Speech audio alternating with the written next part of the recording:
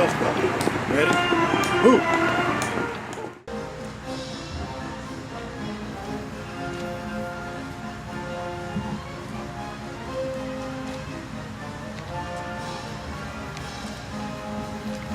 And our friends served our communities with the most giving hearts. They served with passion for the people they were called to protect. Tonight, we all pause to honor each of them. We honor especially their families whose lives have changed. Lord, give them the hope and the strength they need as we recall each of our heroes, that they may experience comfort in knowing that we were blessed to have each of them as part of our lives. Each of these officers taught us that there's no greater love than to lay down your life for others. May this evening ease some of our pain and loss and bring each of us hope for a world that can be better because of the service that these men gave as they put on their uniforms each day to protect us. We make this prayer in your name, Lord. Amen. 2015 has been a challenging one for law enforcement and for the memorial. In Louisiana, we had 8 line of duty deaths. This is the most we've had in a single year since we dedicated the memorial. This past July, we held a service on the memorial grounds for New Orleans police officer Vernell Brown. Following this service, under the cover of darkness, vandals came to the memorial and damaged the eternal flame. The memorial was able to withstand the winds of Hurricane Katrina 10 years prior, but not the wrath of those who disrespect our public safety professionals.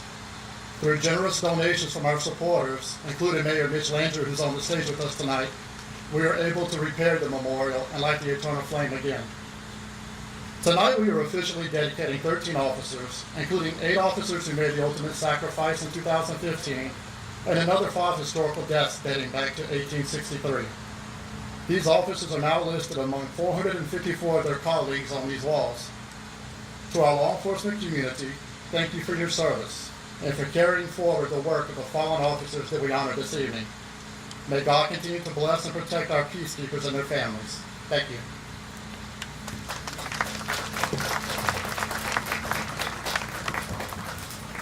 And as was mentioned, New Orleans Mayor Mitch Landrieu joins us tonight, and he'd like to say a few words to you. Good evening to everybody. That is it, all the law enforcement from far and near. We are all, as I say, one team that helps keep people safe. Matt, I want to thank you to the friends and family of all of the fallen officers. I know that we're going to remember 13 officers that have been taken from us. I'd like to, as a matter of personal privilege, also just keep in our prayers Charles Keating IV, who was a veteran, a Navy SEAL member that lost his life this week in a firefight in Iraq against ISIS. And if we can keep him and his family in our prayers, I would appreciate it. The chief and I, just this past week, participated in the graduation ceremony of the newest police recruit class, and we started another one. And always during our talks with them, we talk to them and thank them about signing up, showing up, and being willing to make the ultimate sacrifice. And yet here we sit today, having to remember our brothers and sisters that actually made it. We hope it never happens, but we know it's always possible. It's said many times that in the United States of America, freedom is not free. And some people pay with their lives. And your family members did that. In the city of New Orleans, and I know that each one of the different police departments will remember their own. NOPD Officer Darrell Holloway, Vernell Brown, Hano Police Department Officer James Bennett, Sheriff's Office Rodney Condell, and of course tonight Captain Thomas Albert, who literally worked himself to death is remembered here tonight. Sometimes you don't always get to know personally all of the officers, but I knew Rodney Thomas well, and his son is with us tonight. I can remember poignant moments when Rodney Thomas was working, protecting the Carrollton playground where kids played and grew up, or driving around the 2nd District, and have fond remembrances of sitting there talking to him while he helped keep the community safe. This individual, along with all of our fallen brothers and sisters here, made up the adage of community policing, being part of the community. He and all of the other officers that were taken from us loved what they did, were willing to sacrifice their time away from their families, and to make the ultimate sacrifice to protect us. And for that, we will be forever grateful. Hi, like they said, I'm Rodney Thomas II. My father was Officer Rodney Thomas I, who was killed in the line of duty on July 7, 2013. Today I just want to share with you some thoughts I had about him and what he meant in my life and everyone that he loved. When I think of Officer Rodney Thomas, I think of my father. I think of how he loved coffee, breakfast food like blueberry pancakes, bacon, and hash browns with everything in it. I think of the long talks we had about anything and everything. Rodney Thomas was not just a father, he was also a husband. I can think of the times when my mom and I were together, he would call her just to talk. They would be on the phone like teenagers, laughing. I could never understand how my dad could tell my mom the same jokes, and she would think it was funny every time. She said it's because she never could remember the punchline, but more than that, it made him happy to tell jokes. Rodney Thomas was also a dedicated son. He loved and adored his mother. He always had her best interests in mind. He always tried to provide everything she needed. My father came from a big family. He had 11 siblings, 5 sisters and 6 brothers. He always liked when the family came together. He loved Christmas, and he made sure we would get together every year to sing carols and drink eggnog that he made from his special recipe. Rodney Thomas loved being an officer. He took so much pride in the title, uniform, and badge. He loved to talk to people. He loved to help people and never or liked the spotlight. I remember asking him why did he want to become a police officer. He said he wanted to positively impact his community.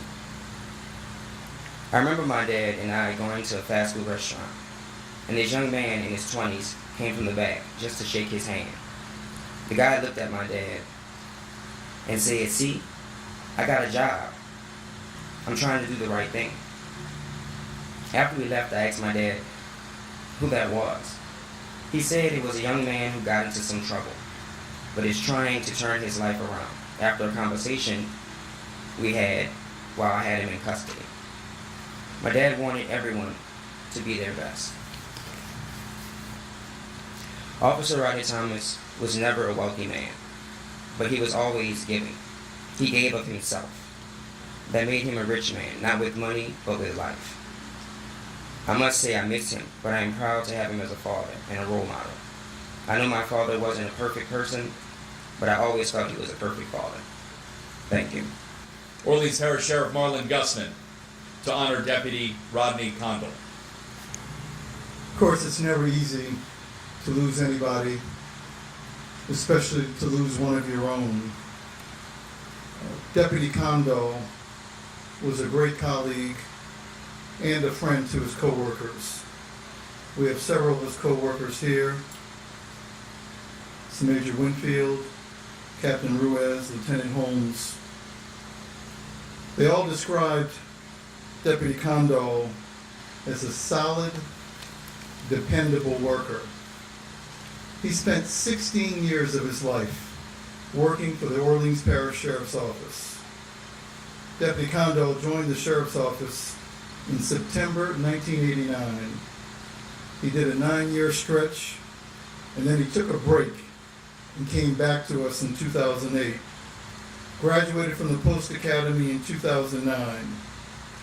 He worked in the old parish prison, dealing with our most difficult inmates, and he did so in a professional manner that always resulted in good evaluations from his supervisors.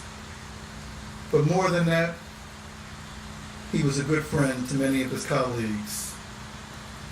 So, Mrs. Condall, while we are saddened that he's no longer with us, Deputy Rodney Condall is an example for all of us. He set a standard for decency and service that we should all emulate. So tonight, I want to express my appreciation for Deputy Condall. His watch did not end on January 28, 2015, because he continues to live through us. And now I'd like to introduce Chief Robert Anderson of the Housing Authority of New Orleans to honor Officer James Arthur Bennett. Thank you. At James's service, I quoted the words, "Blessed are the peacemakers, for they shall be called children of God." A quote from Matthew 5:9, which can be found inscribed at the National Law Enforcement Officers Memorial in Washington, D.C., where over the names of over 20,000 law enforcement officers are remembered by being etched in our nation's glorious history. Many of us will gather next week to honor James, who I know is a peacemaker and who I know is a child of God. James' mother, Chun, his brother Anthony, also a brother officer with the Seattle Police Department, his sister Monica, his son Justin, who are all with us here today, allowed us to share James for 2 years with the Housing Authority. In honor of James, his badge number 119 was retired and will never again be worn on our department. Unfortunately, many of us never really get to know our comrades at work as well as we should. There are many things I learned about James, unfortunately, after his passing, but one thing I did know about James from day one was his love for his family, particularly his mother. James was a devoted son who constantly talked about his family, but I never knew how supportive and caring he was of his mother until I spent some quiet time with Ms. Chung and listening about how she raised our family. It was also clear that James had a passion for police work. I enjoyed hearing stories from his brother Anthony, Detective Vega, Captain Kevin Kwan. They were all reminiscent about the good old days patrolling on the West Bank. Of course, they had some funny stories, some sad stories, but it talked about the brotherhood that these four officers, shared with each other. The pain that we still feel caused by this senseless, brutal act has not diminished, but I can assure you that our law enforcement community will not rest until the individual responsible is brought to justice. The Housing Authority of New Orleans Police Department continues to honor James' memory daily by continuing to provide protection and service to our residents and tenants. To my brothers and sisters in arms in the law enforcement community, our profession is being challenged like no other time in history. But I do have faith when we meet these challenges, become stronger, more confident, more intelligent, more professional law enforcement officers. So on behalf of the Bennett family in Hano, I want to thank everyone who has and continues to help you with deeds, thoughts, and prayers. May God bless James, the Bennett family, all of our fallen officers and survivors who are here today, State of Louisiana, City of New Orleans, and God continue to bless the United States. Thank you. Always a tough time. Just as tough today as it was last year, because on June 20th of 2015, Officer Darrell Holloway was serving his community. He was transporting a prisoner that someone else had arrested, and that prisoner was in the rear of his car and had a weapon concealed on his person. And while Officer Holloway was transporting that prisoner managed to crawl between the space in the shield, struggled with Officer Holloway while he drove that car, shot Officer Holloway, which caused him to crash into a pole on Claiborne Avenue near Legion Fields. That subject escaped and was apprehended and arrested the next day, but Officer Holloway died at that scene. His death not only shocked the New Orleans Police Department, but it shocked the entire city of New Orleans and the surrounding area. Because Officer Holloway was loved not only by members of the police department, but to our surprise was loved by almost every citizen in the city. People who he had met over the past 23, 24 years, who he apparently touched and shaped their life and their view of him in some way, loved him and came out in support of him. We saw a community rally around a police officer, though he were a celebrity. And in many ways, he was. He was loved just that much because everywhere he worked, and he started with me in the 6th District when I first met him in the 90s. And so not only did I work with him, but we were friends. But everywhere he worked, he touched people, and people came out in support of him, young and old, of all colors, of all neighborhoods, telling us how wonderful he was. He was the epitome of what we say community policing is all about, what a community police officer is all about, because the community spoke up for him and came to tell us how good he was. While we knew how good he was, we didn't have to say it because the community said it for us.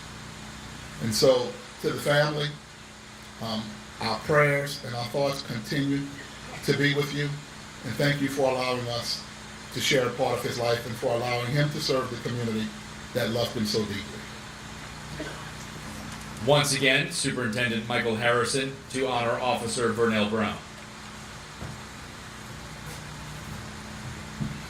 This was an extremely tough time because while the New Orleans Police Department and the entire city, this entire region, while we were grieving the death of Officer Holloway, just a few days later, on July 12th of 2015, Officer Vernell Brown Jr.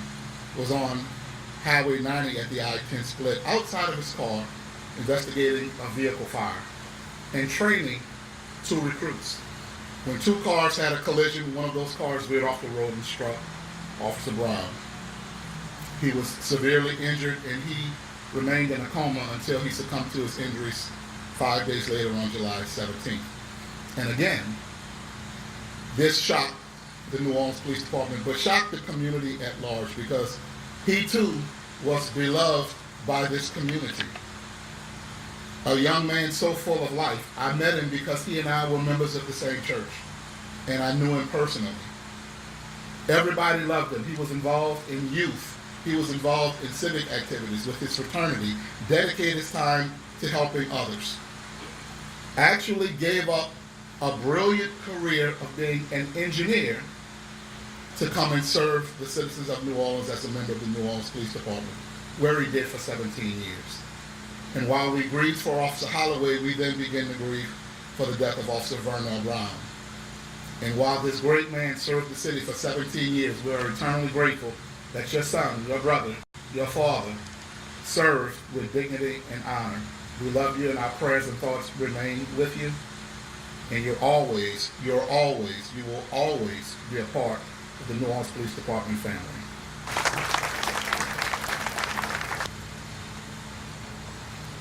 Now from the Shreveport Police Department, Assistant Chief Wayne Smith to honor Officer Thomas LaValle.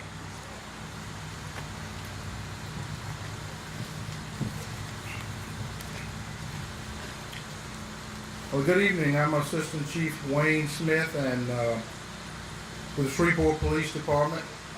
I stand here before you today with a heavy heart and almost overwhelming feeling of inadequacy.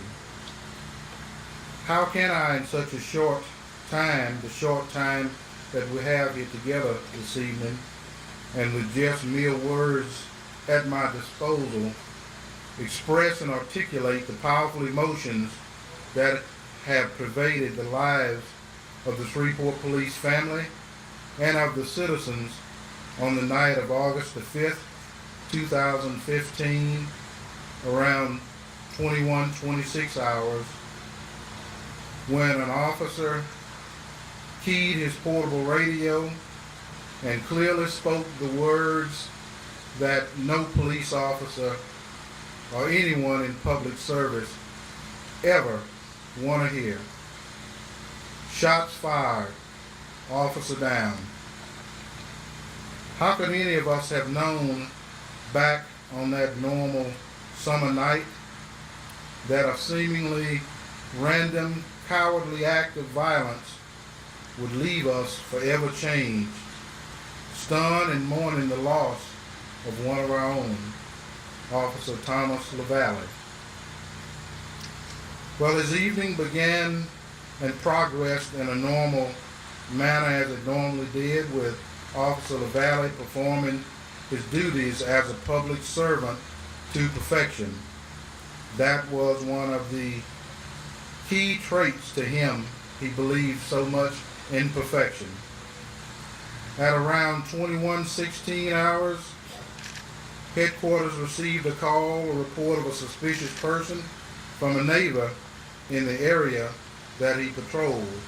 And the neighbor went on to say that he had been asked to call the police by his next door neighbor because there was a male in the kitchen of the neighbor's house that was threatening and fighting some of the other residents. They asked that the police come very quietly because they were afraid he may have a weapon and an outstanding warrant. 2 officers were dispatched to that location, and Officer Valley was the first to arrive. Upon his arrival, he was ambushed by suspect Grover Cannon, who had concealed himself in the residence. Officer Valley was shot several times by that assassin and passed away a short time later.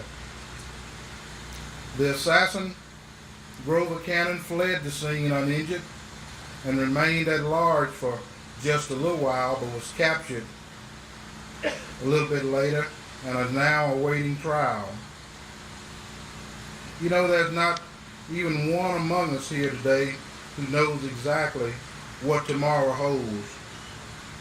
So I stand here not in complete sadness, but to celebrate the amazing life of Officer Thomas LaValle as I personally knew him.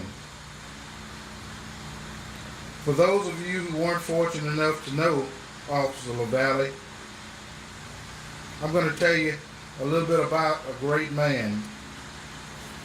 A great man who gave everything in service for his fellow man. Professionally, Officer Thomas was a consummated law enforcement officer. He was always training, always preparing himself mentally and physically to do the job he loved so well. And do the job well he did.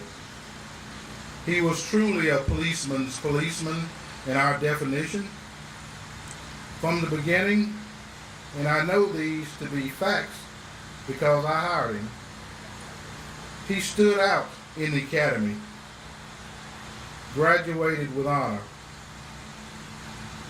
distinguished pistol expert. That's the kind of guy he was. Throughout his career, Officer Thomas had earned the reputation among his peers and his supervisors as being a top-notch officer. He had the respect of not only those he worked with, but also with those whom he served to protect, the citizens of our wonderful community. He aggressively and proactively patrolled his area to make our residents in our city safe. He always had a smile on his face, was always quick to laugh, and made others do so very easily. He had a charming personality that was so magnetic,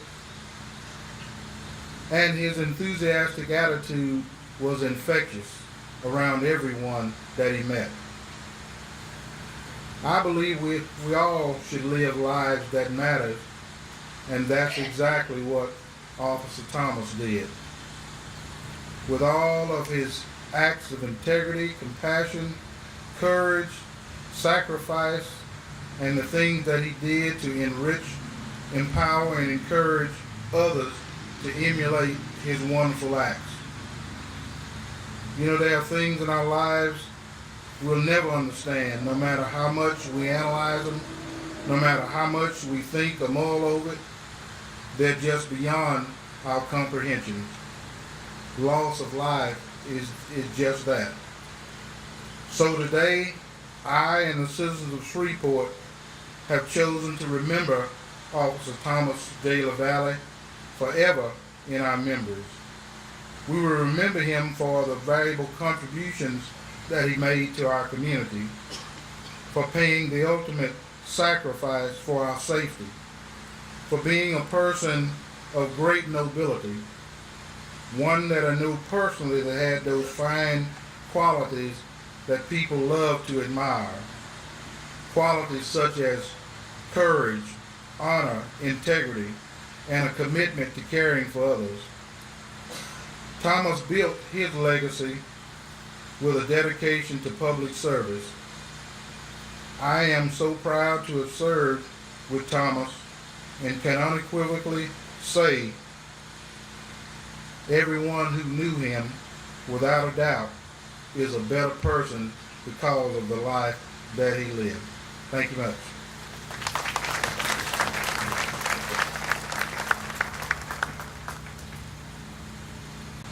Now Captain Chris Guillory, Louisiana State Police, to honor Senior Trooper Stephen Vincent.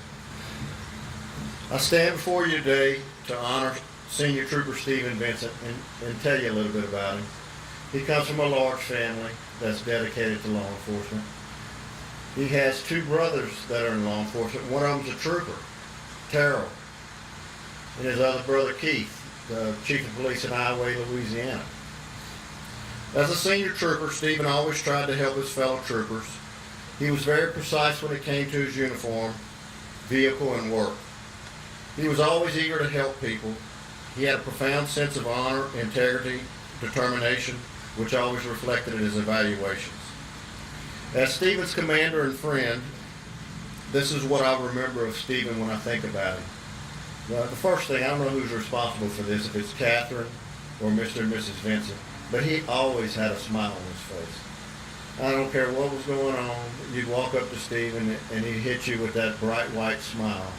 So I don't know what you did to make him always happy, Catherine, but every time I saw him, he always had a smile. Some of his accomplishments that I remember having him is they had a bolo that went out over the police radio, and then Channel 7 also covered it, and they gave a description of two bank robbers in the Lake Charles area. About a day later, Stephen's making a traffic stop on the interstate, and as he's talking to him, he realizes, hey, these are the two guys that were on TV that robbed a bank, and he ended up catching two bank robbers. So when that occurred, I was very proud of him for doing that, and I think they tied it to a string of robberies that occurred between Louisiana and Texas. In 2012, he had a traffic stop that led to the largest cocaine seizure in the state prior to 2012. He really had a big smile on his face when he got that. I'm sure you've seen some of the photographs. Later that year, he received the Top Gun Award. That's kind of like it's a statewide award that our criminal patrol units give out to the member that had the largest number of seizures and arrests for that calendar year. And Stephen won it that year. And I'm telling you, I was very proud for him that day. Stephen was always courteous, respectful, and professional with the public, which reflected in his personal service to the community. I said, Stephen, if you didn't know him, he always had a smile on his face. On Sunday, August 23rd, 2015, Senior Trooper Vincent was responding to a call of a vehicle driving erratically in southwestern Louisiana. Senior Trooper Vincent located the vehicle that he was dispatched to in a ditch. When he was trying to help the man, Senior Trooper Vincent lost his life while serving the citizens of Louisiana.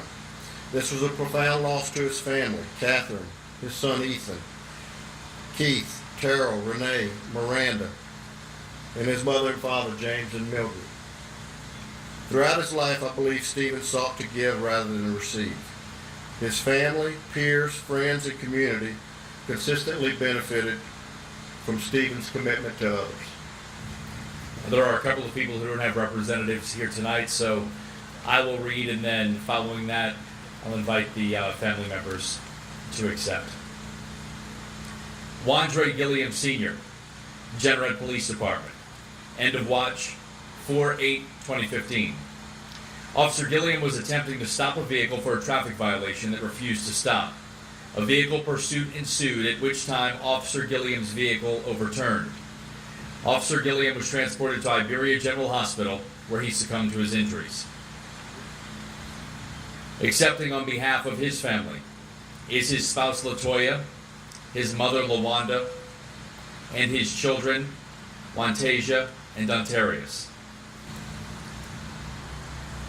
Henry Andres Nelson, Sunset Police Department. End of watch 8/26/2015. Officer Nelson was responding to a domestic disturbance where 3 women had been stabbed by a male subject at a home in Sunset. When Officer Nelson arrived, the subject was able to gain control of the officer's weapon and fatally shoot him. The suspect fled the scene and barricaded himself inside of a gas station, but was successfully apprehended by the SWAT team. Officer Nelson was airlifted to a hospital where he succumbed to his injuries.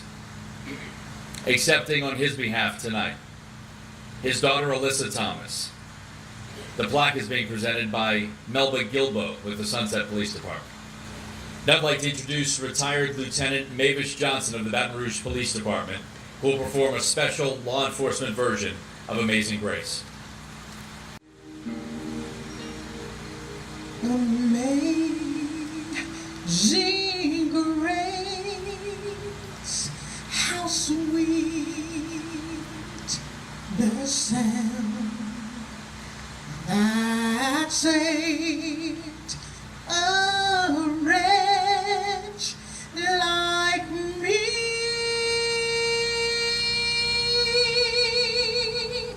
I was lost, but now I'm found. 'Twas blind, but now I see.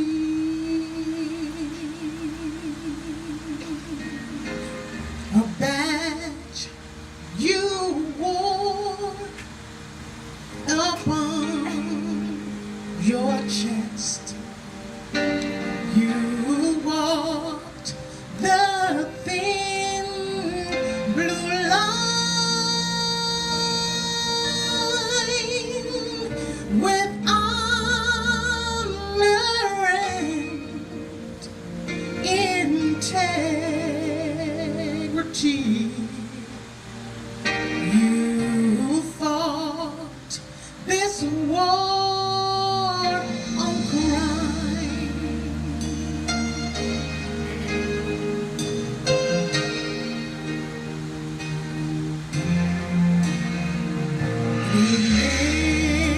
Many battles, great and small, your dedication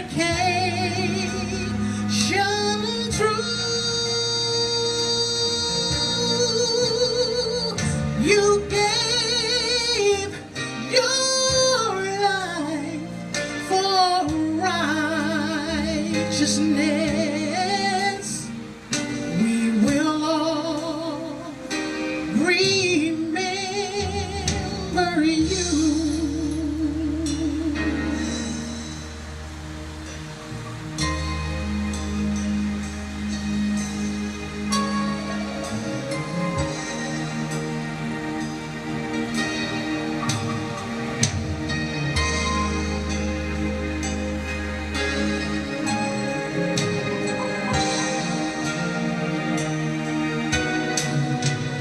Now that your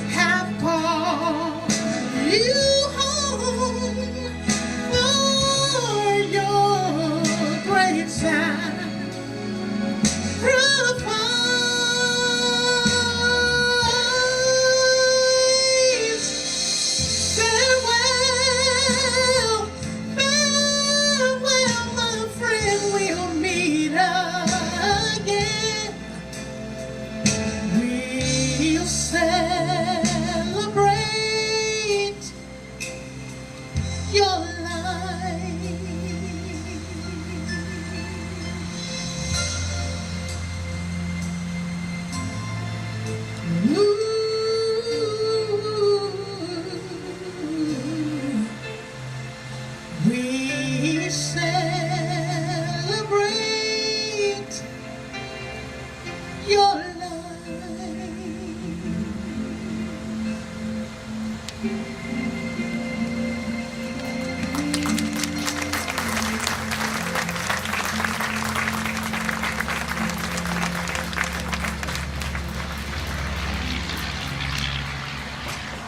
And now the past remembrances. The National Law Enforcement Officers Memorial and the Louisiana Memorial research historical deaths that have been forgotten over time. Once these deaths are verified as line of duty deaths, these officers are formally remembered for their sacrifice. Tonight we honor 5 officers who will finally be recognized on our walls for paying the ultimate sacrifice. First, Assistant Chief Wayne Smith with the Shreveport Police Department to honor Officer James Rosser, end of watch 2/26/1873. I guess as everyone can tell, I came along about 86 years or so after this had occurred. But you know, I read a lot and study a lot about the history of Shreveport and our police department. And this gentleman surfaced as one of our best.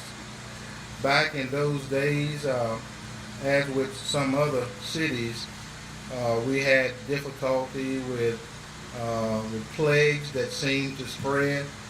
And one of his duties that day, as I understand it, was to transport someone who was ill to a place of quarantine to keep others safe.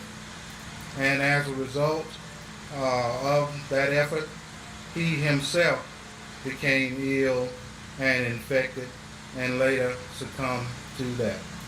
But I know in my heart, without having ever met him, but from the things that I read, he was a wonderful and dedicated public servant, just as so many others have been.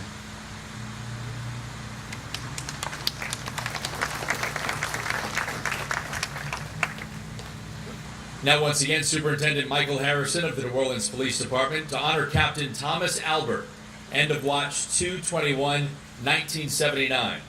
Representing his family is his wife, Miss Gloria Albert. Throughout the history of the New Orleans Police Department, there have always been people who stood out and were unique and showed themselves worthy of true honor. And in 1979, many members of the New Orleans Police Department were on strike. But there were some who showed up every single day to serve their community. Every single day, while many were on strike, Captain Thomas Albert showed up to work.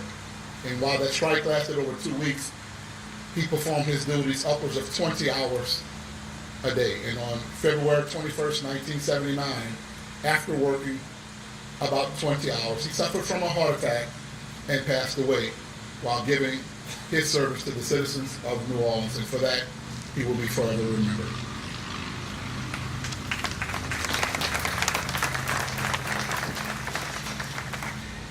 Albert Guidry, Rain Police Department, end of watch 8/8/1943. Officer Guidry was shot and killed after responding to a domestic disturbance. Accepting on behalf of the department is Lieutenant Ryan Charles. Donnie Usay Sr., Rain Police Department, end of watch 9/14/1936. Officer Usay was stabbed while attempting to arrest an escaped convict. Despite being stabbed, he was able to fatally wound his aggressor. Accepting on behalf of the department, Lieutenant Ryan Charles. Town Marshal William Lee, Kentwood Police Department, end of watch 10/14/1902. Marshal arrested and fined a subject $50 for selling whiskey illegally.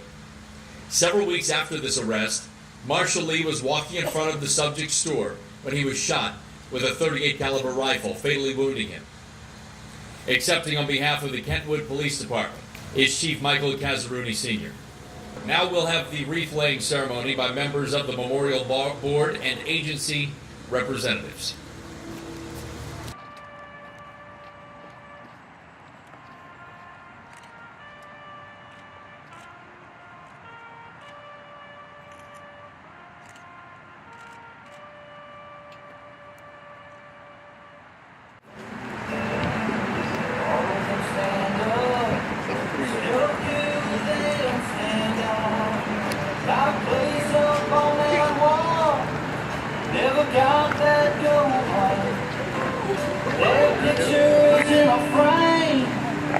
Oh, a day and a night, written up above, in memory of the wooden band of grain, in memory of the lives they bravely gave. Yes, in time we passed down the shield so proudly worn to another one in blue, in memory of.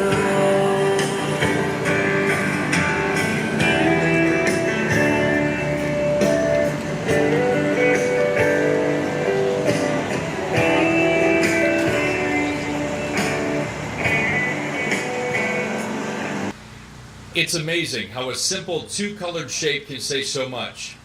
To some, it's only a black rectangle with a thin blue line in the middle. To others, this symbol speaks 1,000 words. It holds the stories of life on the beat, roll call room antics, bonds that cannot be broken, and unfortunately, tears that were shed over co-workers who have made the ultimate sacrifice. The top part of the rectangle represents the good. You, me, our children, members of society who live a normal, everyday life. The bottom represents evil, those who live among us with ill intentions, those who cause harm to others. And the most important part of this symbol, the thin blue line, which represents the officers who serve and protect our communities daily, the ones who stand between good and evil. The law enforcement community is a family. When an officer pins on his or her badge each day, he doesn't do it for the money, the status, or the power. They put on the badge to better their communities, to make a difference, to protect you and me. They display courage, even when they are afraid. Courage is not the absence of fear, rather the conquest of fear. An officer does not think twice before running towards danger. And while running towards it, he also understands why you are running from it. The thin blue line gets bent every time an officer dies. We are one. We are strong. We may bend, but we will not break. The thin blue line is scarred from the many who have died keeping evil at bay. The thin blue line may stretch, but it will never be broken. It will never be broken because of those men and women who have the courage to stand up in the face of danger and put their lives on the line every day for you and for me. And I'd like to introduce Deputy Michael Brooks from the Ascension Parish Sheriff's Office. He will sing God Bless America. God bless America, this land that I love, yes. Stand beside her and guide her through the night with your light from above. From the mountain to the prairie, to the ocean, wide with foam. God bless America, my home, sweet home. If you know it, sing it with me. God bless America, that's right. This land that I love, yeah, I hear you back there, Chief. Stand beside her and guide her through the night with your light from above. Sing. From the mountain to the prairie, that's right, to the ocean, white with foam, yes. God bless America, it's my home, sweet, take it high, home. God bless America, yeah, it's my home, sweet sweet